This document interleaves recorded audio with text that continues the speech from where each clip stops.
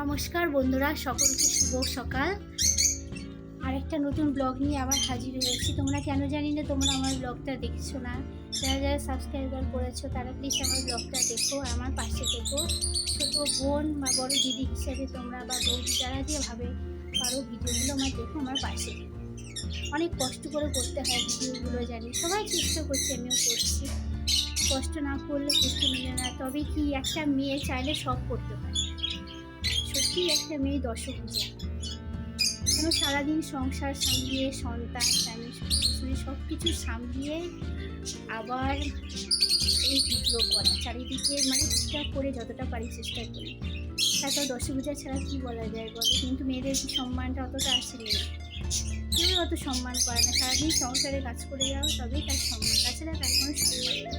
তাহলে নিজের পায়ে দাঁড়াতে পারবো না? নিশ্চয়ই চেষ্টা করলাম। আমরা সবাই মেয়েরা যদি চেষ্টা করি, একে অন্যের পাশে থাকি, তবেই আমরা নিজের পায়ে দাঁড়াতে পারি। তো সব কিছু কাজ ছেড়ে এখন ছাদে এসেছি কাপড় মেলতে। তোমরা দেখতেই পেলে কাপড়গুলো সব নিলাম। আর পাখি আছে এখানে, আমার অনেক পাখি। আর সব থেকে পাখিটার মধ্যে ভালোবাসি লাভ বার্ড আছে। অনেকগুলো ছিল, বাবা কি করেছে, খাবার দিতে গিয়েছে, এমন ভাবে খাবার দিয়েছে, 4টে পাখি নিয়ে নিয়েছে, জানো? 4টে পাখি নিয়েছে। অনেকগুলো টাকা দিয়ে লাভ বার্ডগুলো কিনেছিল। আর অনেক রকম পাখি আছে, অনেকগুলো নাম জানি না। একটু ছোটো ছোটো ওই চড়ুই পাখিগুলো হয় না, ওই ধরনের ছোটো ছোটো পাখি আছে। আর এখানে আছে, এটা এখানে চড়ুই পাখির মতোই দেখতে, এটা আবার বড় চাই, দুটো লাভ বার্ড। আর একটা এটা কি আছে পাখি, আরেকটা দেখাচ্ছি, মাথায় ঝুঁটি আছে দুটো, দেখতে পাচ্ছ? এই দেখো, দুটো ঝুঁটি মাথায়। পাখিগুলো দেখতে কিন্তু হেভি লাগে। পাখিগুলো উপরে যে এসছি না, কিছু করলো না, যখন নিচে কেউ থাকবে কেউ কিছু করবে না, কিন্তু সামনে কাউকে দেখলে আপনি চেঁচামেচি শুরু করে দেয়।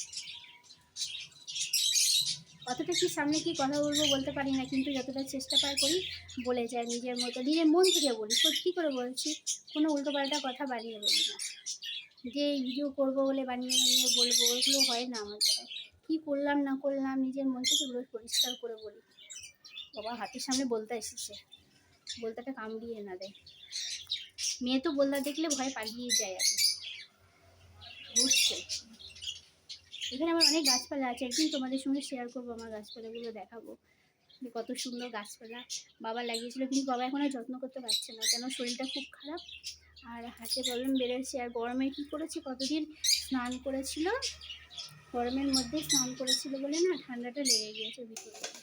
কি রান্না করেছি দেখো, আমের টক করেছি, সর্ষে ফোড়ন দিয়ে আমের টক। একটু ঝোল ঝোল করেছি, কেন বাচ্চারা ঝোল ঝোল খেতে খুব ভালোবাসে। ঝোলটা আমগুলো খায় না, মিষ্টি মিষ্টি, তার জন্য ওরা খায়। আর দেখো পুঁই শাক কুমড়ো করেছি, আর মাছের ঝোল করেছি।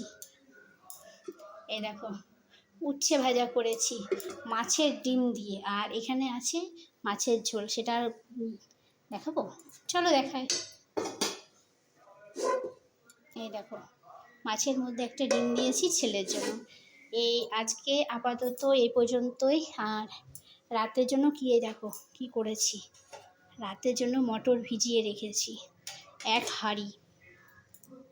ওটা রাতে করব কেন, ওটা ওই সন্ধ্যাবেলায় ছেলেমেয়েরা খাবে আর যেটুকুনি থাকবে সব রাতে হয়ে যাবে। আর আচার রেখে দিয়েছি, দেখো আচার রেখেছি। আজকে তো ডাল করিনি, যেদিন ডাল করি ডাল ভাতে খাই, খেয়ে খেয়ে পুরো শেষ করে দিয়েছে ছেলে মেয়ে। টক আচার তবু ওরা সব খেয়ে নেয়, আর ডাল ভাত হলে আমি আর মা আর বাবা খায়, আর কেউ খায় না। তা করে রেখেছি, এগুলো আপাতত হয়ে যাবে রাতে, যা থাকবে সব রাতে হবে। চলো এখন তাহলে আমরা খাওয়া দাওয়া করে নিই।